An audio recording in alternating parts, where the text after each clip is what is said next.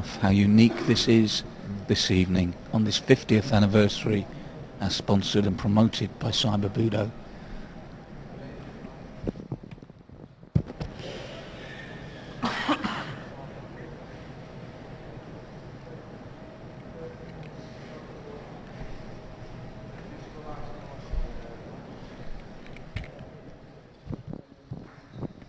If you see here the Grandmaster Pan performing, you notice the Chinese techniques are very linear in their movement and their feet.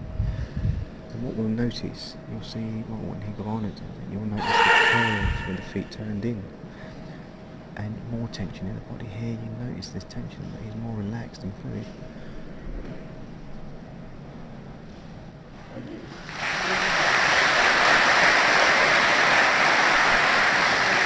And now, Master Chiem. And again, this is one generation removed from Master Pan. Yes, sure. That's his student.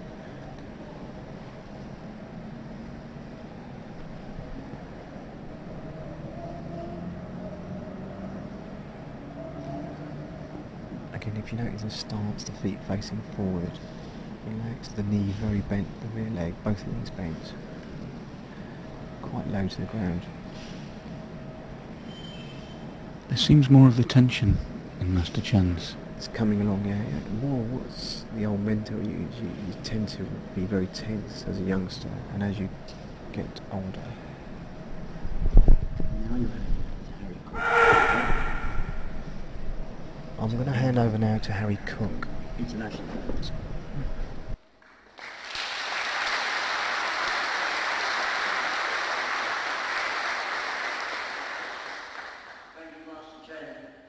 Right, I'm proud to now have sat beside me the internationally renowned master Harry Cook. And Harry, one of the rare times we'll see anything like this, surely. Yes.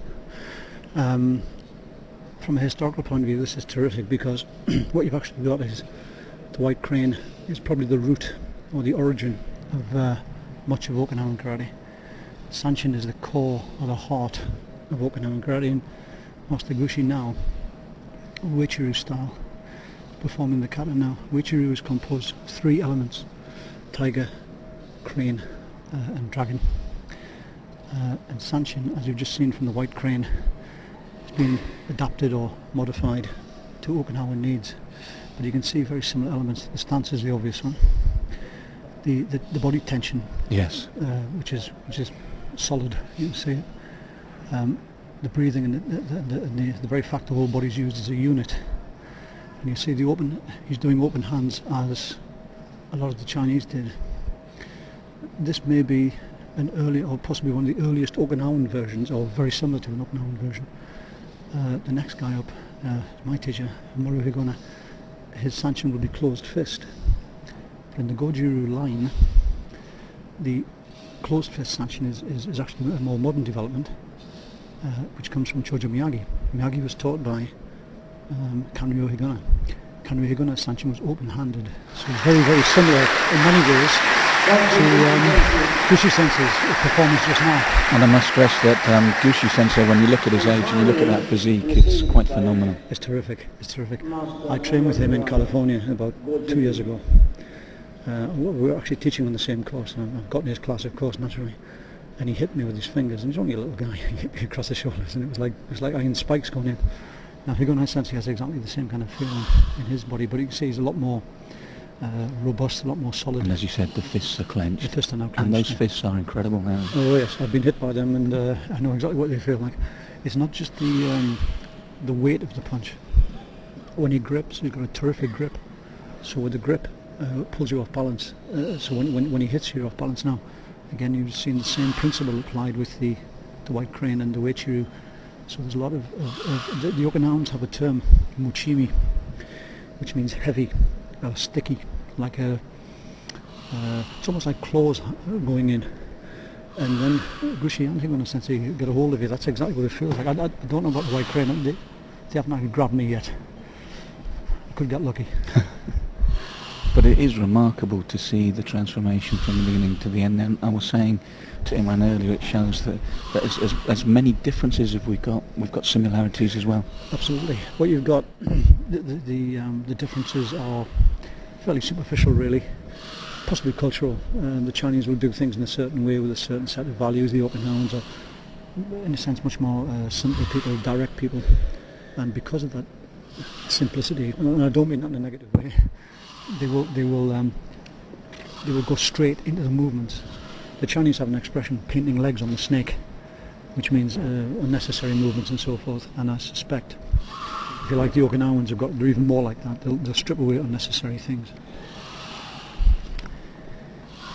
And Harry, it's just been brought to our attention that these masters that we see in front of us have got a combined age of over 250 years old. Yes. Well, this is the thing. It's an interesting concept of what does old mean. You know, people talk about, oh, you know, I'm 50, I'm 55, I can't do this. Well, certainly Hugo Sensei, I know he's about 69, 70. Gushis, I think, is about the same. The Chinese guy in the end, I suspect, is about the same. He's 65, I was 65, told, yes. so, you know, he's within that boundary, as it were. If they can do it, and they have been doing it all their lives, it's a lifelong discipline, and because of that, you can see the benefits of the training. They move like young men. And it's great to see an audience appreciate this so much as well. I think karate in the West, possibly we've gone through a set of stages where there was initially a very naive kind of adolescent hero worship of anything. That was fairly sensibly thrown away, replaced by competition, tournament stuff, and it produced heroes. And again, heroes are okay, but you know, everybody has feet of clay to some degree, and people got a bit cynical about that. And in a way, that's done us a lot of good because it's thrown us back. It's thrown us back on the older ideas. And when you've got people like this, and you've got people with this level of skill and commitment, and also the most important thing, actually, I've noticed, is the simple pleasure they have, the simple joy they take in the training. You know, and that's the important thing.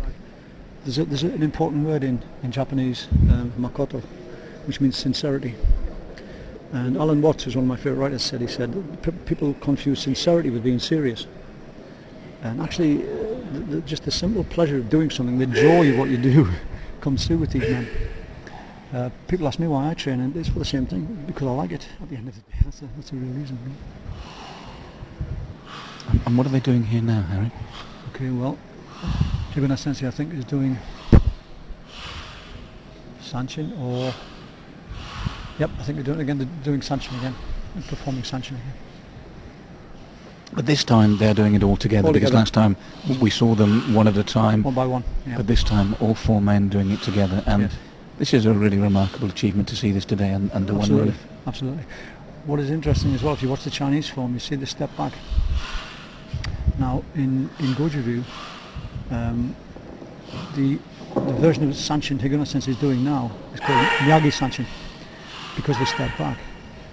The original version of Goju, in the Goju form, resembles the Weichi one. You step forward, you turn, you step forward, you turn, then you step again. So again, you've got a kind of overlap with a slightly older form in the Goju version. Now, they always say Miyagi put the stepping back version to teach people to move backwards, but you see the Chinese already had this. Yes. So I suspect actually it's more of an imitation of a Chinese form. It's like the kata tensho, which they always say Miyagi created. He probably did. But there is a Chinese form in white crane which is very like tensho, so he's based it on a white crane form, I suspect.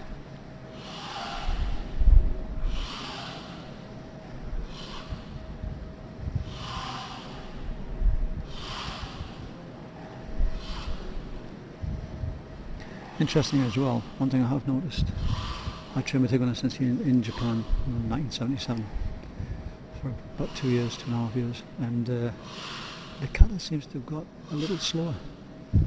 He's really slowing it down, not because of age, I don't think. Well, that was going to be my question, Harry. Is it just a natural thing as you age, or is there a deeper purpose? I suspect what he's trying to do is he's trying to hold people's attention on the movements. A little like Tai Chi. The way the Tai Chi people do the movement slowly, so you concentrate on the feeling. But we've witnessed something special here today. Oh, absolutely. All masters. Harry, it's been a pleasure working with you, and thank you for that.